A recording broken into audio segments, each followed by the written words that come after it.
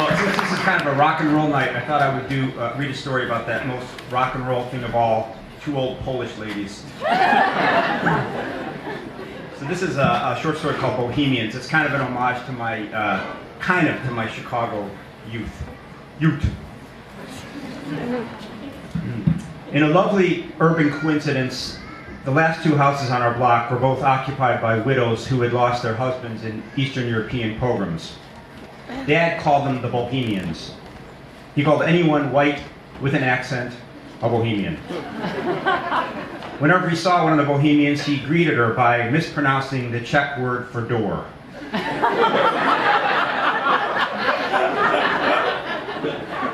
Neither Bohemian was Czech, but both were polite, so when Dad said door to them, they answered cordially, as if he weren't perennially schlockered. Mrs. Poltoy, the stouter Bohemian, had spent the war in a crawl space, splitting a daily potato with 6 cousins. Consequently, she was bitter and claustrophobic and loved food. If you ate something while standing near her, she stared at it going into your mouth. She wore only black. She said the Catholic Church was a jeweled harlot drinking the blood of the poor. She said America was a spoiled child, ignorant of grief. When our ball rolled onto her property, she seized it and waddled into her backyard and pitched it into the quarry.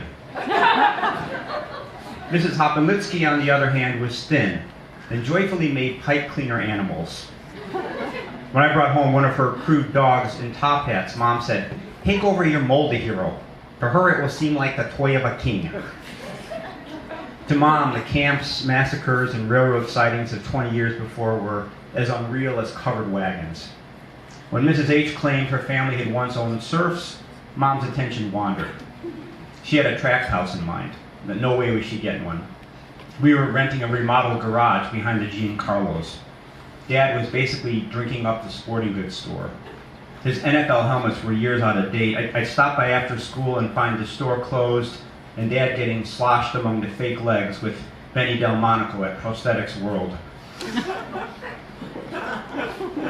Using the moldy hero, I cast Mrs. H a plastic Lafayette, and she said she'd keep it forever.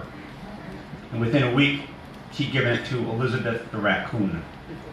I didn't mind. Raccoon, an only child like me, had nothing. The Kletz brothers called her Raccoon for the bag she had under her eyes from never sleeping.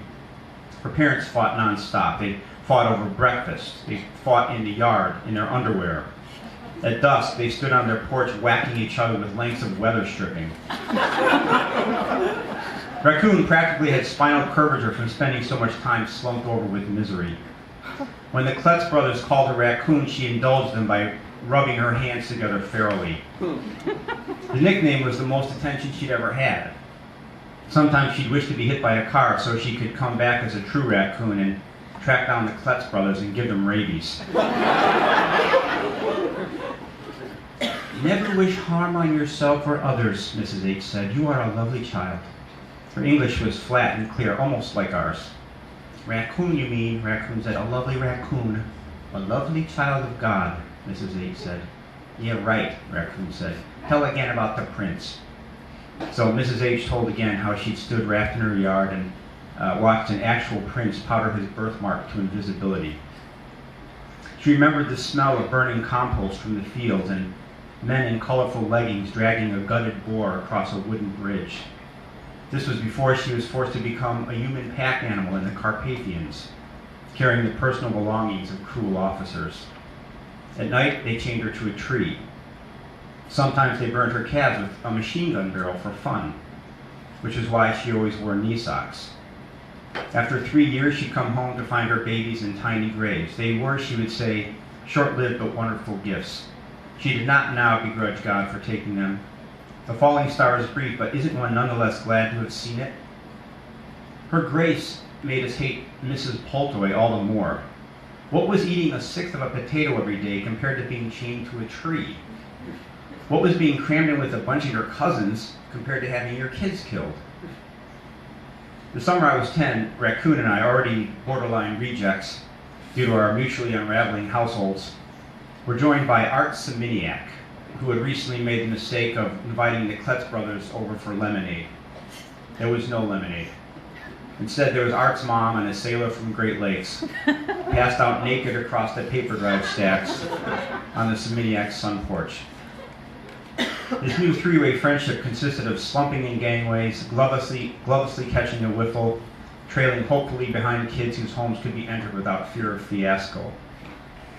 Over on Mozart lived Eddie the Vacant.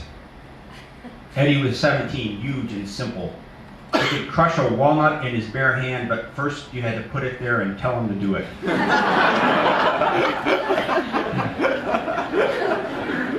Once he pinned a vacant sign to his shirt and walked around the neighborhood that way, and the name had stuck. Eddie claimed to see birds.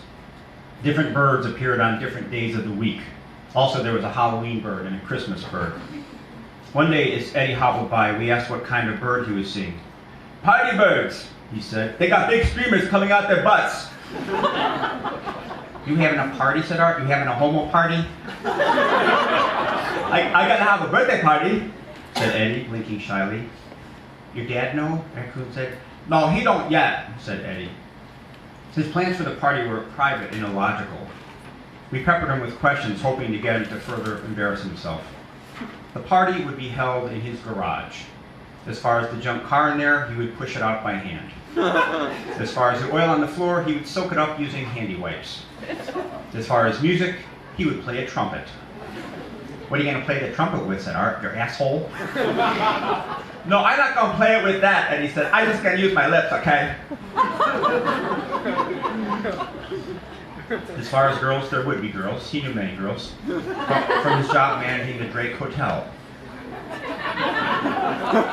As far as food, there would be food, including pudding dumplings. "You're the manager of the Drake Hotel?" Raccoon said. "Hey, I know how to get the money for pudding dumplings," Eddie said. Then he rang Poltoy's bell and asked for a contribution. She said, "For what?" He said, "For him."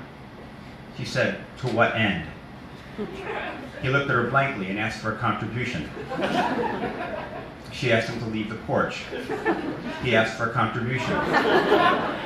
Somewhere he got the idea that when asking for a contribution, one angled to sit on the couch. He started in and she pushed him back with a thick forearm. Down the front steps he went, ringing the iron banister with his massive head. He got up and staggered away, a little blood on his scalp. "Learn to leave people be!" Poltoy shouted after him.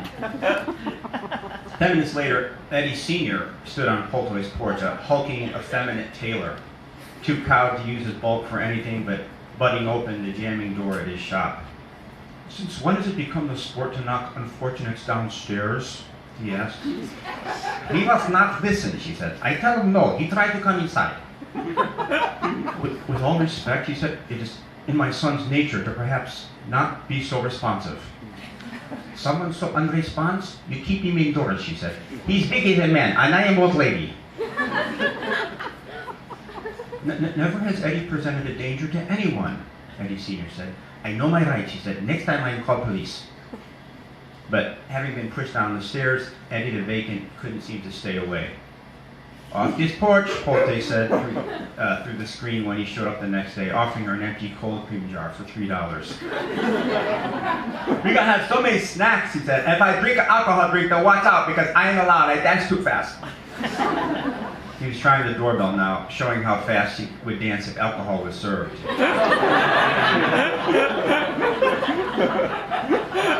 "Please, off this porch," she shouted. "Please, off this porch," she shouted back, doubling at the waist in wacky laughter.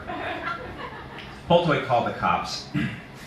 Normally, Lieutenant Brucey would have asked Eddie what bird was in effect that day and given him a ride home in the squad, but this was during the One City fiasco. To cut graft, the cops were being yanked off their regular beats and replaced by cops from other parts of town. A couple Armenians from South Shore showed up and dragged Eddie off the porch in a club lock so tight he claimed the birds he was seeing were beakless. "I'll give you a beak, Frankenstein," said one of the Armenians, tightening the chokehold. Eddie entered the squad with all the fluidity of a hat rack. Art and Raccoon and I ran over to Eddie Sr.'s tailor shop above the marquee, which had now sunk to porn. When Eddie Sr. saw us, he stopped his singer by kicking out the plug. From downstairs came a series of erotic moans. Eddie Sr. rushed to the hospital with his Purple Heart